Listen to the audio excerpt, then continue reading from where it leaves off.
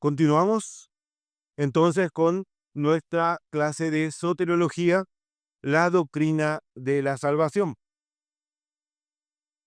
Y hoy nos toca el mito del libre albedrío, la caída y la promesa redentora o la promesa de una salvación prometida. Vimos que estamos estudiando esto en 8 etapas. Las 8 etapas son secuenciales, dependen una de otra para ir evolucionando. La primera es la salvación planeada, la salvación necesitada, la salvación prometida que vamos a ver hoy. Luego tenemos la salvación revelada, ejecutada, aplicada y la salvación preservada y consumada. Estamos en el punto 3, salvación prometida. Vimos primero que la salvación fue planeada. En la mente eterna de Dios hubo un plan de salvación. Dentro del Consejo Intratrinitario se determinó que la segunda persona de la Trinidad iba a venir a este mundo, iba a padecer e iba a cumplir lo que Adán rompió. Esto se llama el pacto intratrinitario, pacto de gracia, como habíamos visto. Pero para que haya un plan de salvación, alguien tiene que ser salvado. Entonces tenemos una salvación necesitada. Así como en la mente eterna de Dios había un plan de salvación, también había un hombre que iba a caer. Había un hombre que iba a fallar. El objeto de la salvación, el hombre. Ambos estaban en el plan eterno del Señor. Había un hombre que iba a caer y había alguien que lo iba a salvar. Ambos se complementan para que el plan perfecto del Señor entre en marcha. Ahora, esto ya se sabe en el pacto intratrinitario, esto se sabe en la eternidad. Y versículos antes de Génesis, el punto 3, antes de Génesis 3:15, el hombre lo único que sabe hasta ese momento, Adán y Eva, lo único que saben hasta ese momento es que ellos están en un gran problema. Acaban de comer del fruto prohibido, acaban de desobedecer a Dios, acaban de transgredir la ley de Dios, la ley santa. Había un pacto de obras que ellos tenían que cumplir. ¿Qué le dijo Dios? No coman del árbol, de resto pueden comer todo, porque el día que ustedes comen de ese árbol, ciertamente morirá. ¿Y qué hicieron? Comieron. Comieron. ¿Qué saben ellos ahora? Hasta Génesis 3:14, que ellos tienen un serio problema. Pero en la mente eterna de Dios, el plan de salvación ya había sido consumado. Allí donde el tiempo no existe, allí donde todo es eterno, allí donde todo no tiene principio ni fin, había un plan perfecto para salvar al hombre. Y esto es lo que se llama la salvación prometida.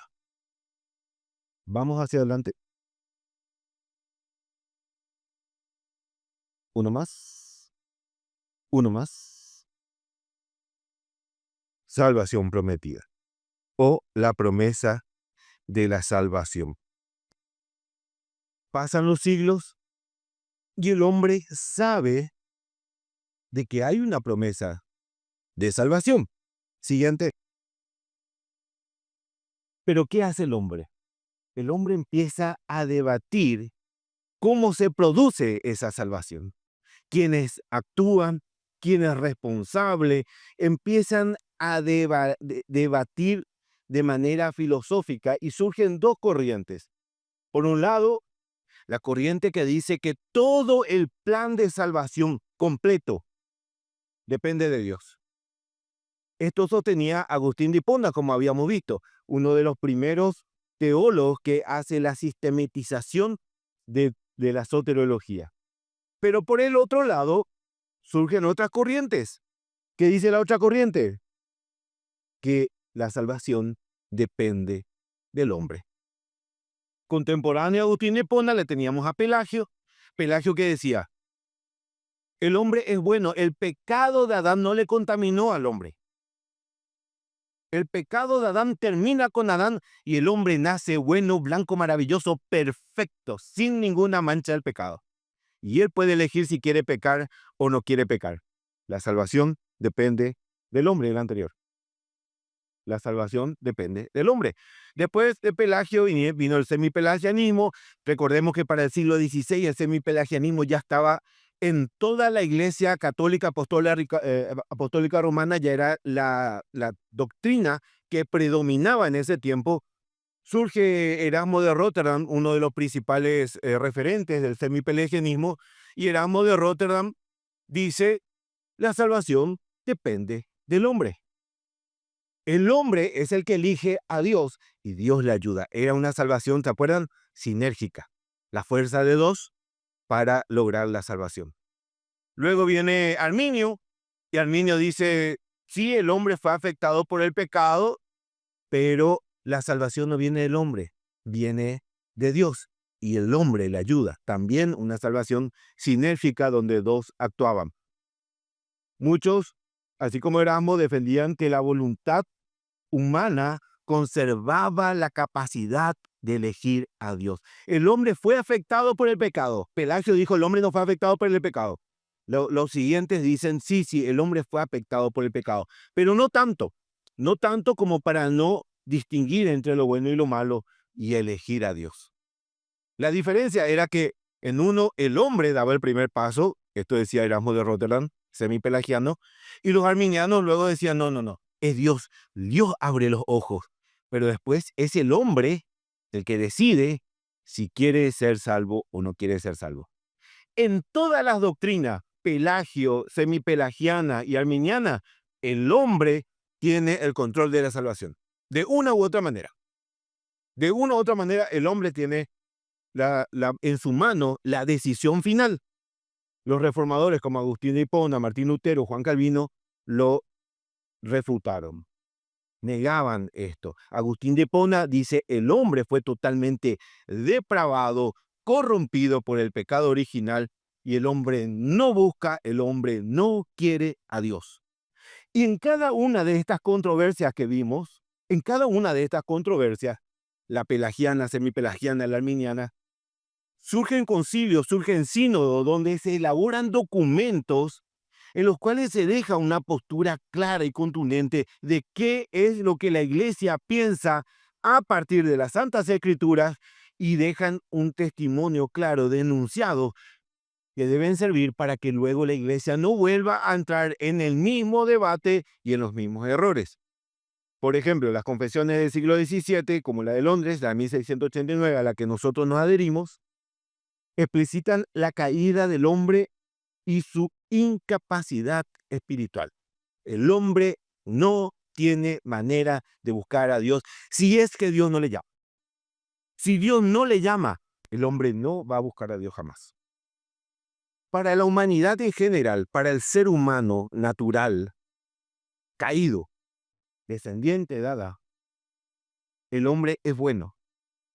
El hombre sí puede acercarse por sí mismo a Dios. El hombre sí puede buscar a Dios, porque no es tan malo. Y esto es algo que es negado por las doctrinas reformadas. Esto se llama humanismo. El humanismo, en toda su extensión, ¿qué es lo que dice? El hombre es bueno. Puede ser parcialmente bueno, puede ser muy poco bueno, pero tiene la semilla de bondad en él. Y si se lo pule, se trabaja, se le moldea, se lo instruye, él puede llegar a brillar. Y si se dan cuenta, la mayoría de las doctrinas de las religiones no cristianas sostienen eso. El chakra, el mantra, el nirvana, donde uno se pule de las malas energías y siempre es el hombre. Ese es el centro de la religión. Y el humanismo tiene sus orígenes con los filósofos griegos. Platón y Aristóteles son considerados los padres del humanismo, los primeros que empezaron a desarrollar esa teoría de que el hombre no estaba totalmente corrompido. Ellos no hablaban de un pecado original, ellos hablaban de un hombre que puede alcanzar un nivel superior de comportamiento, de conducta, de moral, si él mismo se autocultiva. Eso dice el humanismo. En los primeros siglos de la iglesia, muchos líderes religiosos se encuentran con estas doctrinas. ¿Y qué hacen? Las introducen dentro de la iglesia. ¿Por qué nosotros vimos toda la historia de la iglesia? Pelagio allá en el año 200, Erasmo de Rotterdam, Arminio. ¿Por qué? Porque se van a dar cuenta de que el problema de la humanidad nunca cambió. El problema de la humanidad van a ver que es siempre el mismo. Y si nosotros no conocemos esa historia, vamos a volver a cometer los mismos errores, porque el ser humano es así. Fíjense en el siguiente slide. Este señor, Filón de Alejandría, es un teólogo judío. Nació 20 años antes que nazca Cristo y murió 45 años después. Él jamás fue cristiano ni formó parte de la iglesia cristiana. Pero sin embargo, sus interpretaciones de las escrituras judías, fusionadas con las doctrinas filosóficas griegas, sentaron un precedente para que los primeros padres de la iglesia cristiana sigan su camino. Sigan su camino. Estamos hablando en el siglo I. En el siglo I. Orígenes de Alejandría fue uno de sus propulsores de esta fusión entre la filosofía griega de Platón y Aristóteles y el cristianismo. Este sincretismo entre estas dos líneas doctrinales. ¿Qué pasa? La filosofía griega ponía todo su foco en el hombre. Pelagio sigue esas doctrinas y pone su centro en el hombre. Arminio sigue esa doctrina y pone su centro en el hombre. Y el humanismo trasciende la historia de la iglesia, se infiltra en la iglesia y distorsiona las perspectivas que se tiene de Dios. ¿Y por qué es esto un problema grave? Porque según el humanismo yo no soy tan malo. Y si yo no soy tan malo, entonces Dios no es tan necesario. Si yo no soy tan corrompido, tan pervertido, tan depravado por el pecado, su misericordia, su plan de salvación no es tan necesario. Si yo soy bueno, su misericordia es más chica. ¿Entienden? ¿Por qué? Porque yo también soy bueno. Yo también aporto para mi salvación, gente. Porque yo también elijo mi salvación. Yo tengo la llave final. Dios me abre los ojos y yo elijo. O yo doy el primer paso y Dios me acompaña. O yo directamente soy tan puro y mágico y maravilloso que yo elijo sin pecar en pecado. Y se baja el estándar de Dios. Pero la palabra me dice que yo soy un hombre corrompido desde la raíz, tengo una corrupción radical en mí y esa corrupción radical me lleva a pecar voluntariamente, a vivir en pecado, a rechazar a Dios y por ende yo ni siquiera no le puedo buscar. Y entonces yo entiendo de que por obra y gracia del Espíritu Santo y porque Él hizo un plan intratrinitario perfecto, entonces yo por eso puedo acercarme a Dios por la obra de Cristo. Porque alguien se despojó a sí mismo y vino a este mundo y padeció por mí, porque yo no podía. Entonces, Dios es inalcanzable. Dios es perfecto. Dios es soberano. Dios es enorme para mí, porque yo no podía. Y ese Dios inalcanzable ahora se hace alcanzable por Cristo. Cambia mi perspectiva de Dios. Cambia totalmente mi perspectiva de Dios. Siguiente. Grandes pensadores cristianos, no, uno atrás. Grandes pensadores cristianos fomentaron estas doctrinas. Uno de los padres de la iglesia, Clemente de Alejandría, del año 150 al 215 aproximadamente, ¿qué decía? El conocimiento y la razón son los medios para acercarse a Dios. Presenta una visión elevada de la capacidad humana. El hombre no es tan malo, el hombre puede tomar decisiones. Y enseñaba que la filosofía griega, la filosofía de Platón, de Aristóteles, eran un don divino que podía servir al cristianismo. Vieron cómo se buscaba. Y este Clemente de Alejandría fue el profesor de este Orígenes de Alejandría que mencioné hace un ratito. Luego viene ya 1000 años después Tomás de Aquino, un fraile dominico, muy inteligente. Yo no porque estos hombres están mencionados acá, quiere decir que toda su obra es desechada. Hicieron grandes contribuciones a la escritura, a la interpretación, a la construcción de la iglesia, pero no tuvieron una doctrina completa perfecta. Tomás de Aquino en el año 1200, ¿qué dice? El pecado afectó todo menos la razón. Él era muy inteligente. Y como era muy inteligente, dijo, si yo soy tan inteligente y puedo interpretar todo esto, quiere decir que el pecado a mí me afectó todo, pero no mi entendimiento. Yo puedo, leyendo, educándome, puedo entender lo que está bien y lo que está mal y yo puedo elegir. Humanismo. Y luego le tenemos a nuestro amigo Erasmo de Róterdam, de quien ya hablamos mucho, que decía que algo bueno había quedado en la voluntad humana y que por eso el hombre podía acercarse a Dios de manera voluntaria. Fíjense en esto. El año, estábamos hablando incluso con Filón de Alejandría, antes de que nazca Cristo, ya se estaban introduciendo las doctrinas griegas dentro de la iglesia. El año 150, 1000 años después, 200 años después. Y estas doctrinas humanistas siguen vigentes hasta hoy. Siguen vigentes hasta hoy. Nada cambió. Siguiente. Este cuadro ustedes conocen. Se llama La creación de Adán. Esto está en la Capilla Sixtina, en Roma. Y esta obra es una representación clara del libre albedrío. Fíjense, Dios está, y esto tienen que tener mucho en cuenta, todas las obras de Miguel Ángel tienen una alta carga de mensajes en sus pinturas.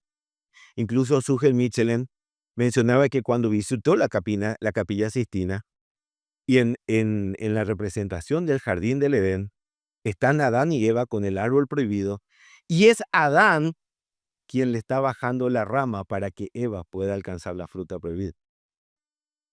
¿Me entienden? Y es una representación muy, muy, muy correcta de lo que aconteció. Porque ¿dónde estaba Adán cuando Eva hablaba con la serpiente? ¿Qué estaba haciendo? ¿Por qué no intervino? Porque él estaba siendo complaciente en ese momento con Eva. En muchas cosas, muchos mensajes bastante interesantes. Y aquí le tenemos un Dios proactivo. Vemos algunos traseros ahí en el cuadro. Lo dejamos pasar. Pero vemos a un Dios proactivo extendiendo su mano al hombre. Y fíjense el hombre cómo está. Onda, quiero pero no quiero. Pasarle el siguiente. Apenas cargué. Ahí está. Esta es la ampliación de esa, y es un cuadro muy conocido, una imagen muy conocida. Tenemos a Dios en una actitud hasta como queriendo alcanzar al hombre, pero es el hombre el que no le pone mucha onda. Dice que esta representación demuestra de que si tan solo Adán enderezaba un chiquito su dedo, ya podía alcanzar a Dios. Pero no se decide. ¿Cuándo se pinta este cuadro? Este cuadro se pinta, esta cúpula en la Capilla Sixtina, se pinta en plena era renacentista. Termina la Edad Media y empieza la Edad Renacentista. ¿Cuál era la filosofía del renacentismo? Perdón, la filosofía del renacentismo, el hombre como el centro del mundo. Ya no había un centro en Dios, No había un teocentrismo, sino que el hombre ahora ocupaba el lugar. Y fíjense, poner el anterior, fíjense cómo incluso en los atributos de Adán se resalta a un hombre musculoso, fornido, con un semblante. Hay que destacar que Miguel Ángel tuvo algo en contra de Adán cuando le pintó, porque hay partes que le hizo chiquito. Pero el resto lo hizo muy corpuloso. El dedo del pie le hizo chico, hermano. No sea mal. ¿Qué estaba mirando en el cuadro?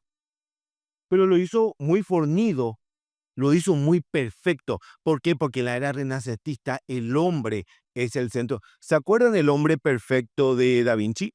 Llegaron a ver esta representación del hombre con los brazos extendidos. Todo el centro estaba en el hombre en el renacentismo. Cuando esto se pinta, el hombre es el centro del mundo.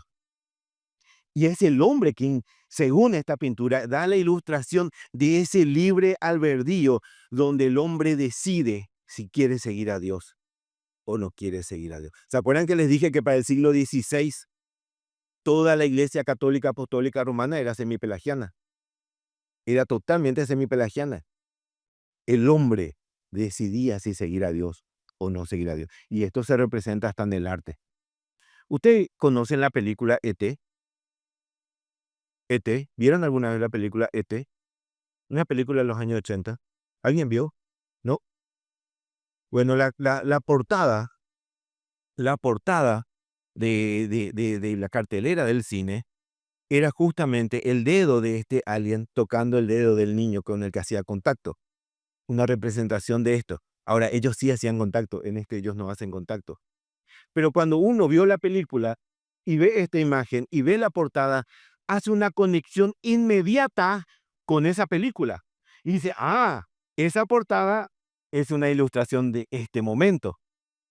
¿Se dan cuenta cómo es fácil permear a través de la cultura, a través de una representación gráfica, una doctrina, instalarla dentro de nuestra mente? Dentro de nuestra mente. ¿Qué dice nuestra interpretación de las Santas Escrituras? Siguiente. El hombre está en un estado natural muerto. Muerto. El hombre no tiene decisión sobre sí mismo para hacer el bien, porque de continuo busca hacer el mal. El hombre está totalmente depravado, no hay ninguna luz en él y ninguna capacidad de buscar a Dios. La salvación tiene que venir de afuera, no puede nacer del hombre, no puede nacer de adentro del hombre, sino que tiene que venir de afuera. Es el Espíritu Santo quien tiene que traer convencimiento de pecado, y a través de ese convencimiento de pecado nosotros entramos en razón, nos damos cuenta de que somos reprobados delante de Dios. Eso nos lleva al arrepentimiento, Dios trae su perdón y nosotros pasamos a ser sus hijos. Amén. Siguiente. ¿Qué dice nuestra confesión de salud? Nuestra confesión de Londres de 1689, capítulo 9, con respecto al libre albedrío. Dios ha dotado al hombre de voluntad natural y libertad de elección que no está forzada ni determinada por ninguna necesidad absoluta de naturaleza para hacer el bien o el mal. El hombre, en su estado de inocencia, allá, en el jardín del Edén, antes de comer el fruto, tenía la libertad y el poder para querer y obrar lo que era bueno y agradable a Dios. Pero era mudable, de modo que podía caer de esa condición. El hombre, punto 3, por su caída en un estado de pecado, ha perdido por completo la capacidad de voluntad para cualquier bien espiritual que acompañe la salvación. Así que el hombre natural, está enteramente opuesto a ese bien y muerto en pecado. No es capaz, por su propia fuerza, de convertirse a sí mismo y prepararse para ello. 4. Cuando Dios convierte a un pecador, cuando alguien acepta a Cristo y lo traslada al estado de gracia, lo libra de su esclavitud natural del pecado.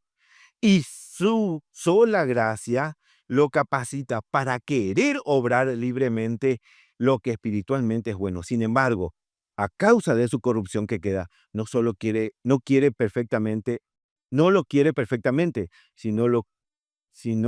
solo lo que es bueno, perdón, sino que también quiere hacer lo malo. Punto 5. Esa voluntad del hombre es hecha perfectamente y solamente libre para hacer el bien solamente en el estado de gloria. En el siguiente flyer le voy a traducir en castellano básico. Estado de inocencia, los 4 estados del ser humano. El estado de inocencia, el hombre tenía la capacidad de pecar y no pecar. Esto es Adán antes de la caída. El único momento en toda la historia en que Pelagio tuvo razón era ahí, antes de que Adán y Eva coman del fruto prohibido. Ahí ellos eran perfectos, ahí ellos eran limpios, ahí ellos tenían una comunión perfecta con Dios y ellos podían pecar o no pecar. El estado caído, la segunda etapa, el hombre solo puede pecar. Su albedrío está totalmente esclavizado al mal. El hombre no puede elegir hacer el bien por más que lo intenta. No está en su naturaleza. Hacer el bien ya no está en él. El tercer estado, el estado regenerado, que es cuando nosotros nos encontramos con Cristo y cuando Él nos limpia y nos hace hijos. Ahí el hombre vuelve a recuperar la capacidad que tenía Adán, pero de manera parcial. El hombre puede volver a hacer el bien, pero aún lucha con ese pecado remanente. ¿Saben cuál es la diferencia con Adán? Adán antes de la caída no tenía pecado. Adán no sabía lo que era el pecado, no sabía lo que era el mal. Nosotros sí ya sabemos lo que es el mal. Y nosotros nos pasamos en nuestro estado regenerado, pudiendo elegir si podemos hacer el bien y el mal. Pero ese mal está todavía en nosotros. Y es nuestra lucha permanente, esa búsqueda de santificación, hasta que llegue el día en que entreguemos este cuerpo corruptible. Cuando entregamos este cuerpo corruptible, pasamos a un estado glorificado. Es cuando estamos en la eternidad con nuestro Dios. Y ahí las cosas cambian. Ahí ya tenemos una libertad perfecta. Ahí ya el hombre no puede pecar.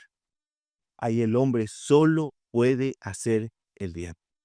Ahí es cuando volvemos perfectamente a estar en el estado de gracia que tenía Adán antes de su caída.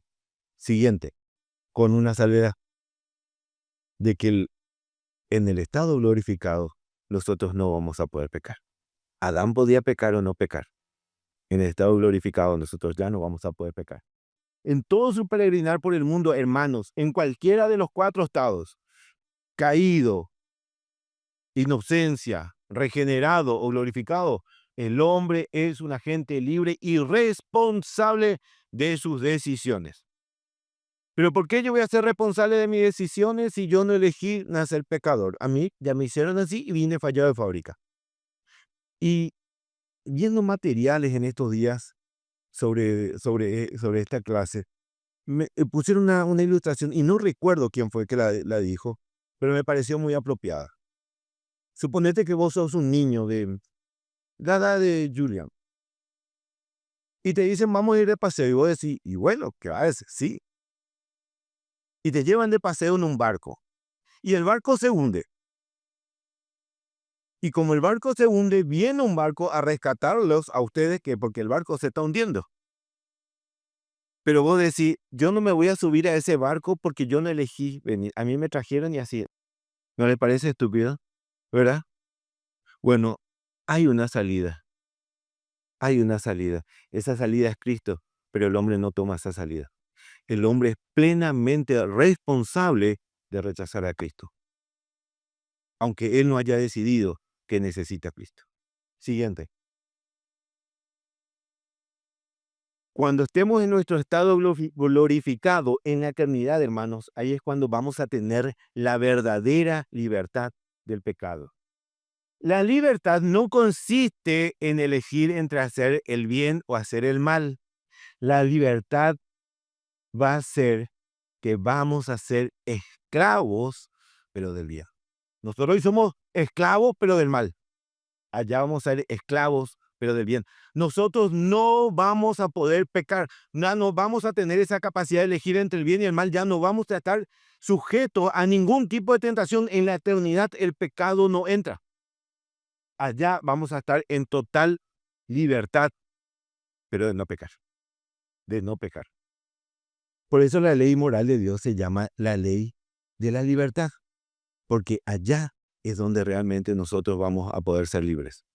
Ya no vamos a tener la intención de pecar, sino que vamos a poder cumplir la ley de Dios de manera perfecta. Siguiente. Acá está el contraste entre el hombre caído y el hombre glorificado. El hombre caído solo quiere hacer el mal. No pose, no pecare, decía Lutero, ¿verdad? No puede no pecar. El hombre quiere pecar en todo momento y en todo lugar, pero el hombre glorificado solo va a querer hacer el bien. No va a poder más pecar. El hombre caído es esclavo del pecado, pero el hombre glorificado será esclavo, pero del bien. Del bien. Siguiente. Cuando Dios creó a Adán y tras su caída, el imperio del bien, ese jardín del Edén, ese mundo perfecto, se corrompe por completo. Y el mal entra, convirtiendo su creación en el imperio del mal.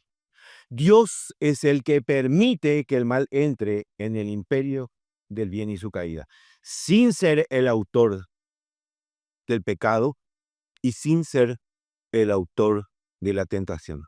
Dios utiliza eso, sin ser su autor, lo permite para que su plan de redención entre en ejecución. Y así como todo era perfecto y Adán corrompe todo y lo contamina con el pecado, el fin de la redención consiste en recrear de vuelta esto que Adán rompió, pero donde ya nunca más va a entrar el mal. ¿Se entiende? Siguiente. El que practica el pecado es del diablo, porque el diablo ha pecado desde el principio. El Hijo de Dios se manifestó con este propósito: destruir las obras del diablo, dice 1 Juan 3:8. Destruir las obras del diablo.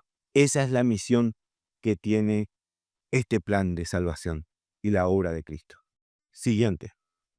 Bueno, tenemos una salvación en el pacto intratrinitario. Tenemos a un hombre caído. Y esto se sabe en el seno trinitario, en el Consejo Eterno. Se sabe qué es lo que va a pasar, pero el hombre todavía no lo sabe. El hombre todavía no sabe. En este momento el hombre tiene un gran problema. Acaba de comer el fruto prohibido.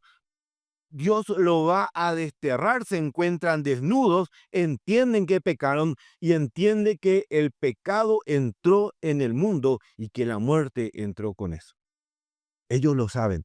Ellos saben que tienen un gran problema.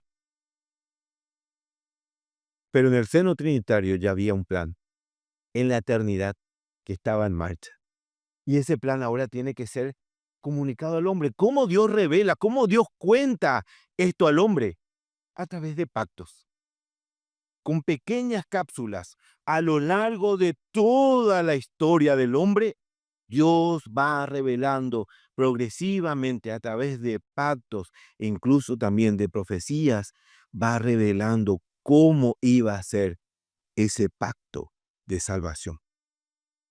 En la misma creación se revela esta primera cláusula, esta primera cápsula, la promesa de redención o la salvación prometida. Siguiente. ¿Dónde dice esto? Génesis 3:15. Y pondré enemistad entre tú y la simiente, y entre tu simiente y su simiente. Él te herirá en la cabeza y tú le herirás en el calcañar. Hermanos, este versículo en Génesis 3:15 es fundamental que conozcamos. Hermanos, es imposible que podamos interpretar correctamente las Escrituras sin partir de este versículo. Sin partir de este versículo. Esta es la puerta de entrada a la doctrina de la salvación. Acá es donde empieza la doctrina de la soteriología. Siguiente. Esta es la primera vez que se predica el Evangelio. Nosotros solemos pensar que el Evangelio se manifiesta recién con Jesús. En Génesis 3:15, Dios ya entrega las buenas nuevas de que hay una salvación destinada para el hombre a través de la simiente de la mujer. Esto es la semilla del evangelio, lo que se llama el protoevangelio. Acá se entrega una semillita. Esto va a ir creciendo a lo largo de toda la historia del pueblo de Dios, va a ir creciendo y va tomando forma, va a crear hojas, va a crear ramas, se va a convertir en un árbol grande, enorme, y se completa con Cristo viniendo a este mundo, pasando por este mundo y venciendo a la muerte y venciendo a la serpiente. Siguiente.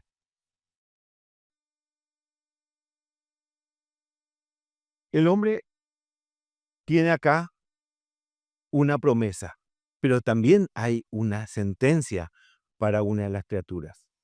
Una sentencia para la serpiente y una promesa para el hombre. El ángel caído no quiso servir al hombre y pecó e hizo pecar al hombre. La palabra de Dios dice que nosotros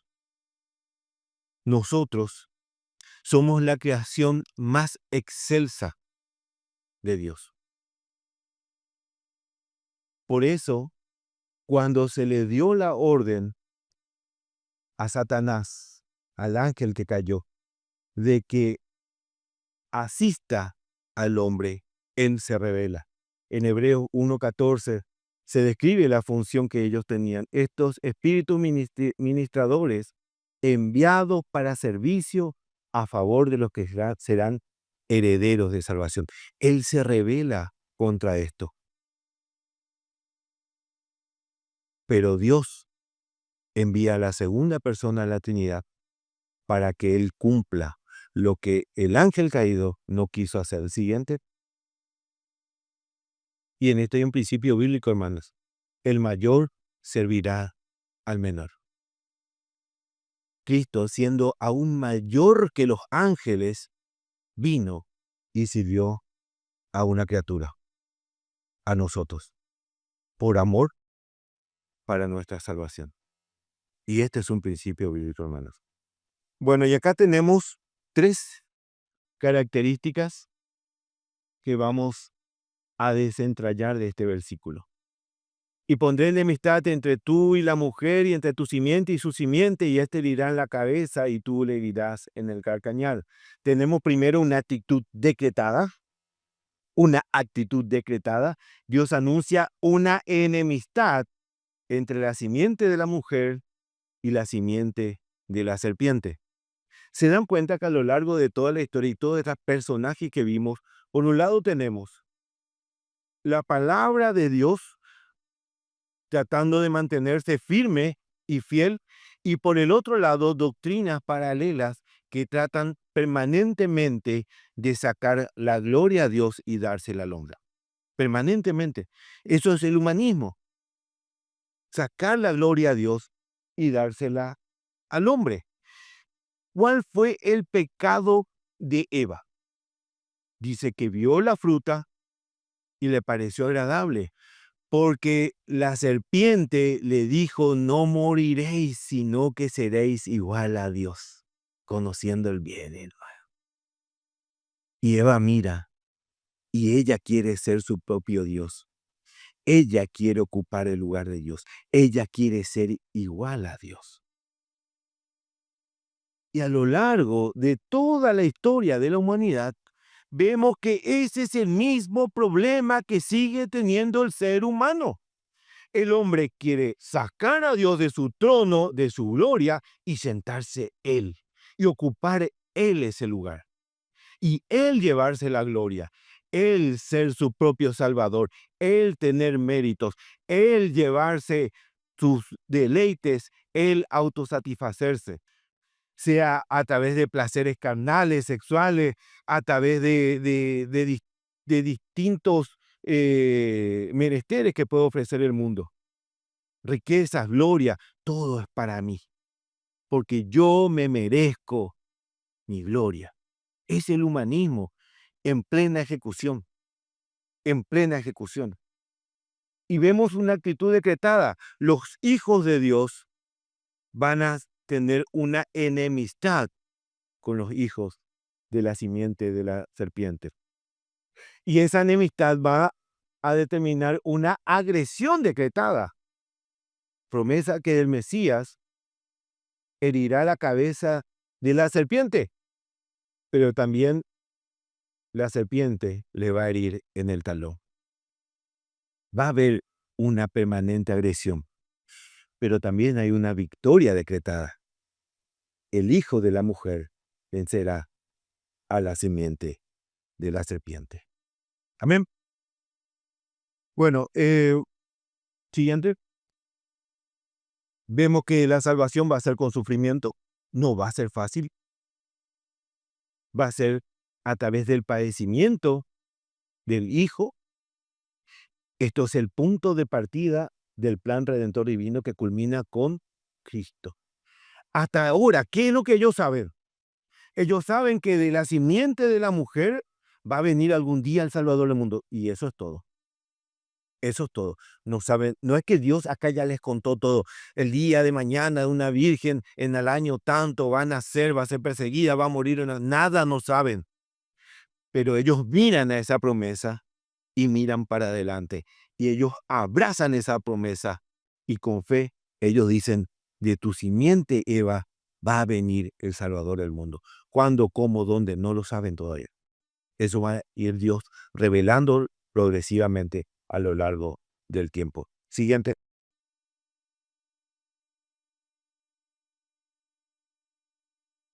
¿Cómo confirmamos esta profecía?